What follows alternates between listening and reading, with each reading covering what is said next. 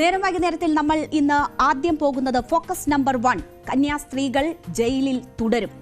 ഛത്തീസ്ഗഡിൽ അറസ്റ്റിലായ കന്യാസ്ത്രീകളുടെ ജയിൽവാസം നീളുകയാണ്. കഴിഞ്ഞ 5 ദിവസമായി അവർ ജയിലിലാണ്. ഇന്ന് ജാമ്യാപേക്ഷ സെഷൻസ് കോടതി പരിഗണിച്ചില്ല. ഈ സാഹചര്യത്തിൽ അവർ ഇനിയും ജയിലിൽ തുടരേണ്ടി വരുന്ന സാഹചര്യമാണ് ഉള്ളത്.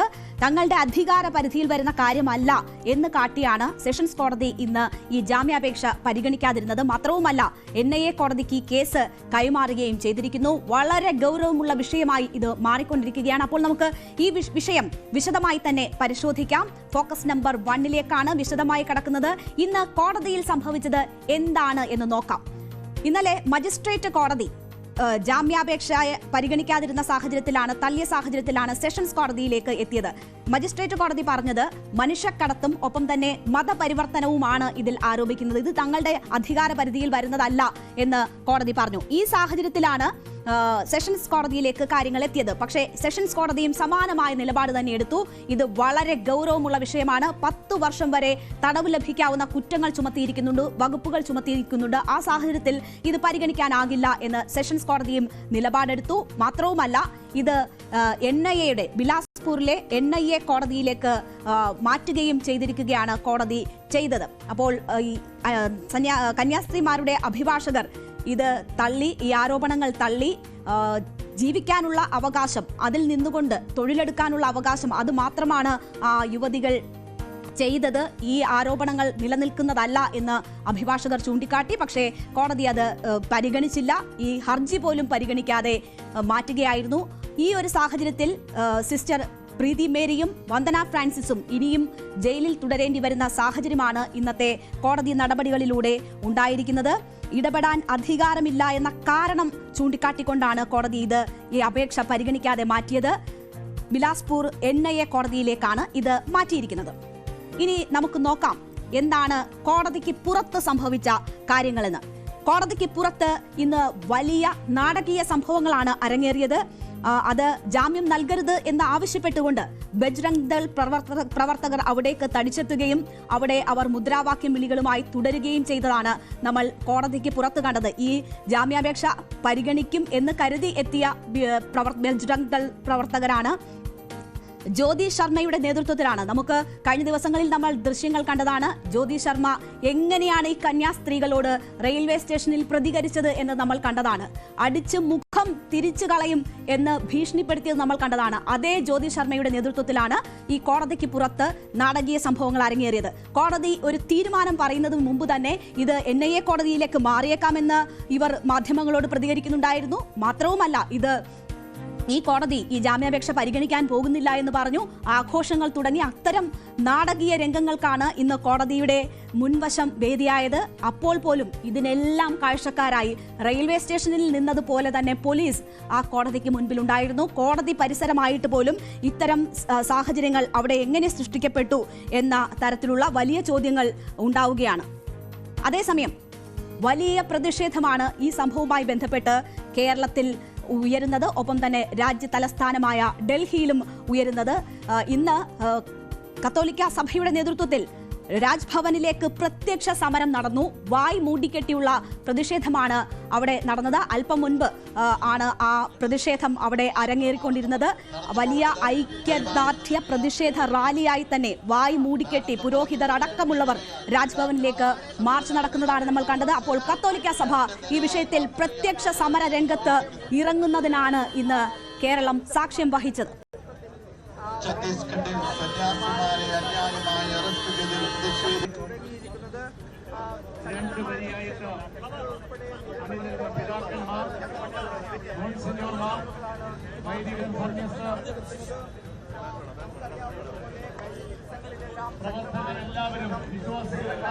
ഈ സിസ്റ്റേഴ്സിന്റെ ഇപ്പോഴത്തെ ഈ ഒരു അവസ്ഥ, അവർ ജയിലിലാണ്, ജാമ്യം ലഭിച്ചിട്ടില്ല.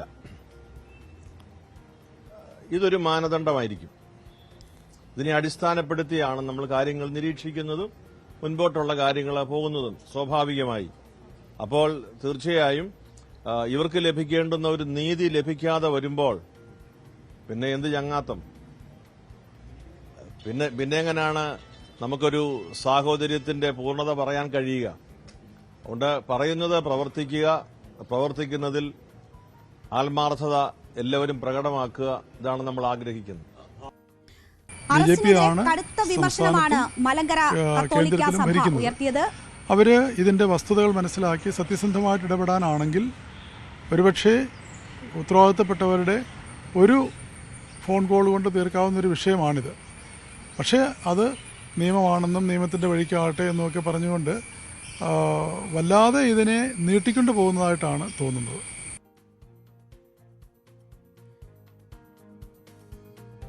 ഈ സംഭവത്തിൽ വലിയ പ്രതിഷേധവുമായി മലങ്കര കത്തോലിക്ക സഭയും ഒപ്പം KCBCയും രംഗത്ത് വന്നതാണ് നമ്മൾ കണ്ടത്. ഇതൊരു മാനദണ്ഡമായിരിക്കും എന്നതാണ് ബസേലിയസ് ക്ലിമീസ് കാതോലിക്ക ബാവ മുന്നറിയിപ്പ് നൽകുന്നത്. ചങ്ങാത്തം പിന്നെ എന്ന സൂചനയാണ് കേന്ദ്ര സർക്കാരിനും BJPക്കും ഇതിലൂടെ ബിഷപ്പ് നൽകുന്നത്. കത്തോലിക്ക സഭ അധ്യക്ഷൻ ക്ലിമീസ് കാതോലിക്ക ബാവ മുന്നറിയിപ്പ് നൽകിയത്. എന്തായാലും വലിയ രീതിയിലുള്ള പ്രതിഷേധം അരങ്ങേറുകയാണ് കേരളത്തിൽ.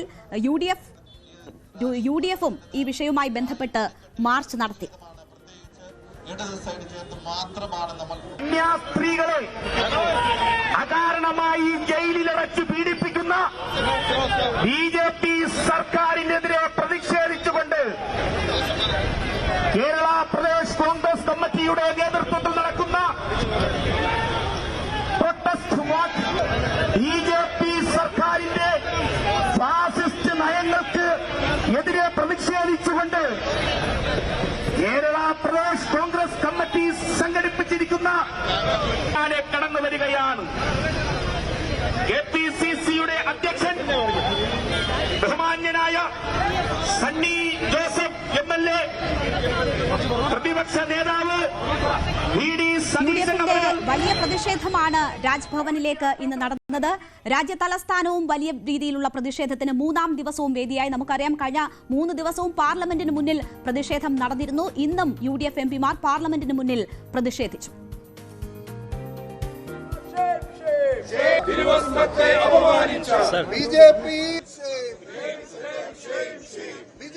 പാർലമെന്റിന്റെ ഇരു സഭകളിലും UDF MPമാർ വിഷയം ഉന്നയിച്ചു. ലോക്സഭയിൽ UDF MPമാർ നടുത്തളത്തിലിറങ്ങി പ്രതിഷേധിക്കുകയും ചെയ്തു.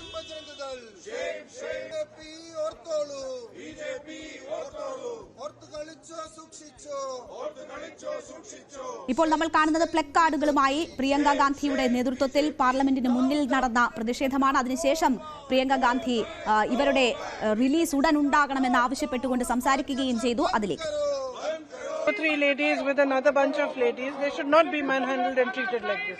And you cannot just accuse people of things that they are not doing. Frankly, the government doesn't take action on anything except their publicity, their PR, and when elections are coming, what face they want to show to the public. Bajrang ദളിന്റെ സമ്മർദ്ദത്തെ തുടർന്നാണ് ഈ arrest ഉണ്ടായിരിക്കുന്നതെന്നും കേന്ദ്ര സർക്കാർ ഉടൻ ഇടപെടണമെന്നും KC Venugopal ആവശ്യപ്പെട്ടു. We thought that police will come and rescue them because last Christmas period, I am also remembering the last Christmas period, our Honorable Prime Minister went to CPCI headquarters and he given a big bhashan and he given full promises to protect minority rights and Christians' rights. In Kerala, madam, our BJP friends, they used to go to Christmas time with a cake. They used to go to Christmas cake. But now what is happening? Last 5 days, these 2 innocent nuns are in jail without any reason. Without any reason. What a cruelty this is. If the country is a banana republic, without any reason you are keeping them in the jail. That minorities are there. That are also they are women.